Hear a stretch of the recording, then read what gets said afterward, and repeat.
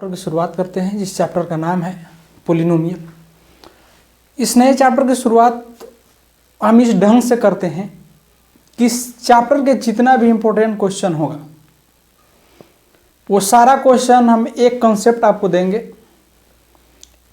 एक ही कंसेप्ट के वीडियो में। इस वीडियो में 5 या 10 मिनट का आपका वीडियो रहेगा। इस वीडियो में आपको इतना बढ़िया कंसेप्ट आपको दिया जाएगा कि पूरा पोलिनोमियल का सवाल आप बना सकते हैं। तो आइए इस कंसेप्ट को हम लोग समझते हैं। ये पोलिनोमियल, आखिर पोलिनोमियल होता क्या है? पोलिनोमियल को हिंदी में हम लोग कहते हैं बहुपद। बहुपद अर्थात इसमें दो पद से मिल करके बना हुआ एक बहु और एक शब्द है इसमें पद, तब मिला है तो हुआ है ये बहुपद। ये बहु सास बोल बहु वाली बहु नहीं है। आप बहु पढ़े होंगे, एक वचन और बहुवचन पढ़े हैं हिंदी में, वो वाली बहु है, आपकी माँ वाली बहु नहीं है। ठीक है। बहु का मतलब होता है एक से अधिक, पद का मतलब होता है टुकड़ा। ये पता कैसे लगेगा कि सर टुकड़ा क्या होता है? जैसे 2x + 3 है, तो जिसमें ये प्लस या माइनस लगा हो तो इसके इधर का एक टुकड़ा और इसके इधर का एक टुकड़ा।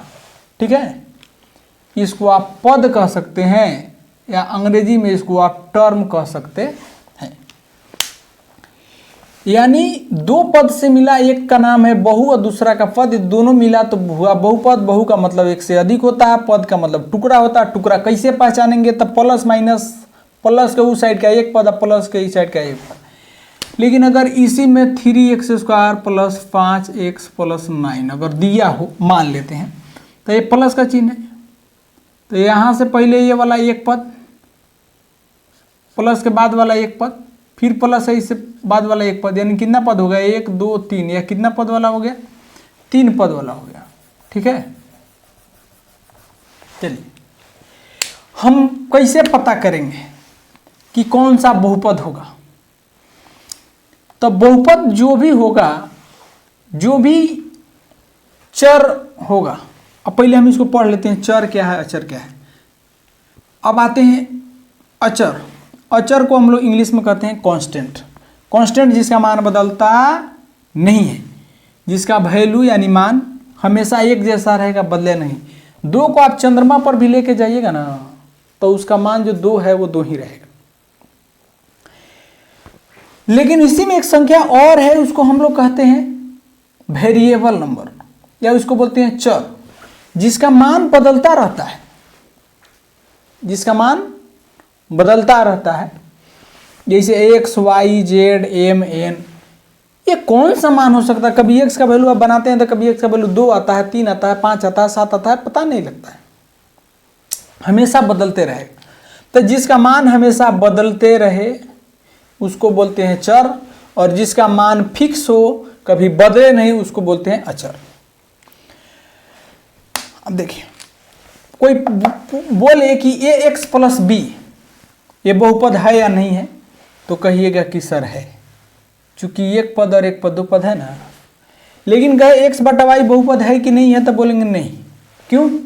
क्योंकि बहुपद के लिए कभी भी पावर नीचे बट्टा में नहीं होना चाहिए। जितना भी ये है ना वेरिएबल, ये वाला x, y, z कभी भी बट्टा में नहीं होना चाहिए। अगर बट्टा में है तो क्या होगा?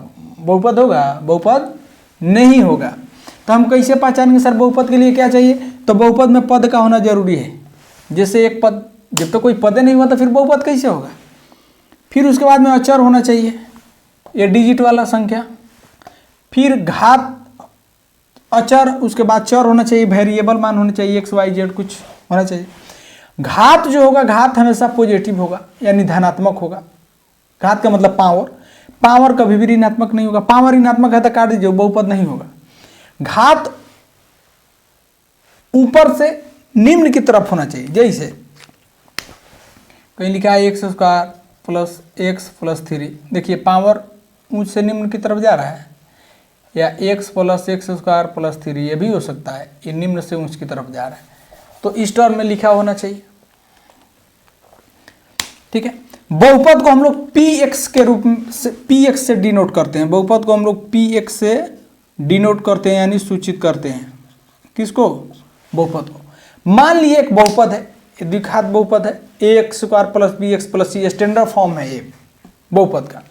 जहां आपको a b c दिख रहा है तो ये a b c एक प्रकार का वास्तविक संख्या है जिसका घात ऋणात्मक नहीं होगा। a b c का घात कभी भी इसका टर्म है ना, उसके टर्म का मान जो एक्स स्क्वायर होगा या एक्स होगा, कभी भी निगेटिव नहीं होगा। अब बहुपद कितने प्रकार के होते हैं? सवाल उठता है कि आखिर हम बहुपद तो जान गए हैं, लेकिन हमको बताइए कि बहुपद कितने प्रकार के होते हैं। तो बहुपद को अगर आप पद के आधार पर देखिएगा तब बहुपद 3 प्रकार के होते हैं। कितने प्रकार के बहुपद होते हैं? 3 प्रकार के होते हैं। कौन कौन सा? एक का नाम है मोनोमियल। मोनो का मतलब एक होता है, बाई का मतलब होता है 2, और ट्राई का मतलब होता है, मोनो का मतलब एक होता है, बाई का मतलब 2 होता है, और ट्राई का मतलब 3 होता है। और मोनोमियल का मतलब एक पदी बहुपद, द्विपदी बहुपद और त्रिपदी बहुपद। बहुपद 3 प्रकार के, एक पदी, द्विपदी और त्रिपदी।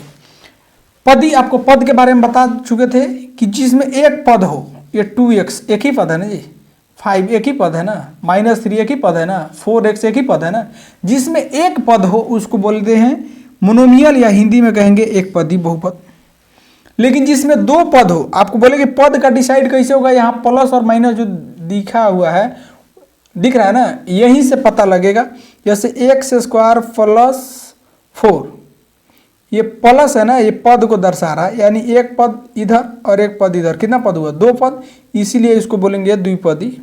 यहाँ भी इसमें भी 2 पद है, इसमें भी 2 पद है, ये कौन सा होगा? द्विपदी बहुपद। त्रिपदी जिसमें 3 पद हो, एक पद, 2 पद, 3 पद, एक पद, 2 पद, 3 पद, जिसमें 3 पद हो उसको त्रिपदी बहुपद कहते हैं।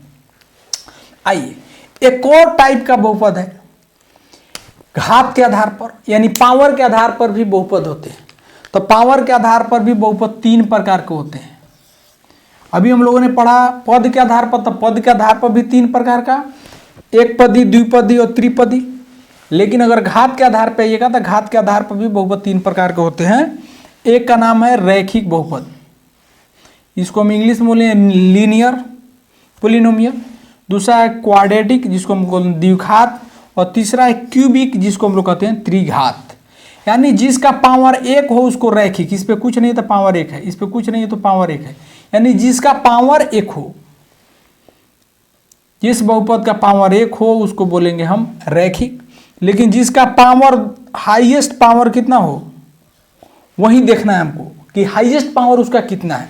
तो जिस बहुपद का हाईएस्ट पावर 2 हो उसको बोलते हैं द्विघात बहुपद, और जिस बहुपद का हाईएस्ट पावर 3 हो उसको बोलते हैं हम त्रिघात बहुपद। बहुपद के बारे में समझ गए। अब आइए, इससे संबंधित कुछ सवाल होता है जो एग्जाम में आपको पूछेगा। द्विघात समीकरण का स्टैंडर्ड जो फॉर्म होता है वो होता है ax square plus bx plus c।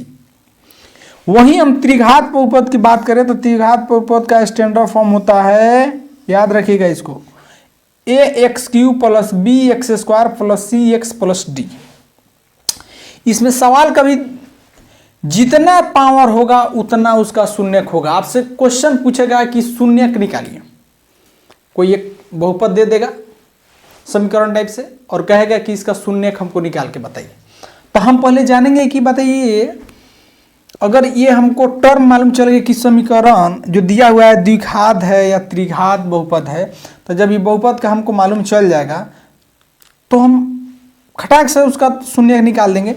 तो जिसका द्विघात बहुपद में 2 गो शून्यक होता है, एक शून्य का नाम है अल्फा और दूसरे का नाम है बीटा। वहीं त्रिघात बहुपद की बात करें तो इसमें 3 गो होता है इसका शून्यक, एक का नाम है अल्फा, दूसरा के बीटा, तीसरा के गामा। अल्फा बीटा गामा का नाम सुने हैं?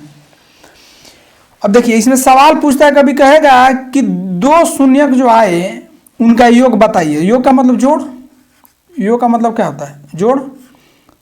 तो अल्फा प्लस बीटा, तो अल्फा प्लस बीटा बराबर होता है c/b माइनस b बटा a।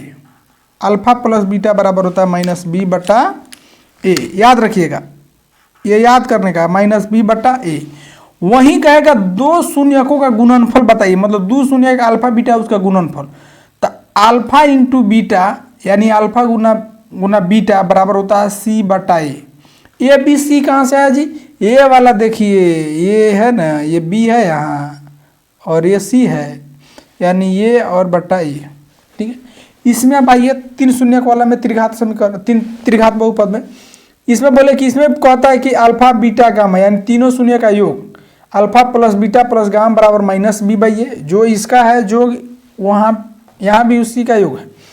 और इसमें इसका जो गुणनफल है अल्फा इंटू बीटा बराबर सी बाई ए, यानी सी अचर होगा और वो ये होगा जो हाईएस्ट जो पावर होगा उसका ये गुणांक है। इसमें भी सबसे अचर होगा डी और ए होगा ई सबसे हाईएस्ट पावर उसका गुणांक। अब याद कर लीजिएगा डायरेक्ट कि alpha plus beta plus gamma बराबर माइनस बी बटा ए, अल्फा बीटा इंटू गामा बराबर डी बटा ए, और एक और है अल्फा गुने बीटा, बीटा गुने गामा, गामा गुने अल्फा, ये पूछता है इतना बराबर होता है सी बटा ए। ये आपको ये याद कर लेना है, ये याद कर लेना है, ये याद कर लेना है। तीन गो त्रिघात बहुपद में और दो गो याद करना है द्विघात बहुपद में, एक ये वाला और एक ये वाला। ठीक है, इसको ध्यान में आप रखिएगा, स्टैंडर्ड फॉर्म इसको भी ध्यान में रखिएगा। उसके बाद आपसे कोई ऐसा सवाल नहीं होगा बहुपद का जो आपसे नहीं बनेगा। इसका सवाल भी हम लोग बनाएंगे, आप लोग कोशिश कीजिए, फिर नेक्स्ट वीडियो में हम इसका जो सवाल होगा उस सवाल आपको बताएंगे।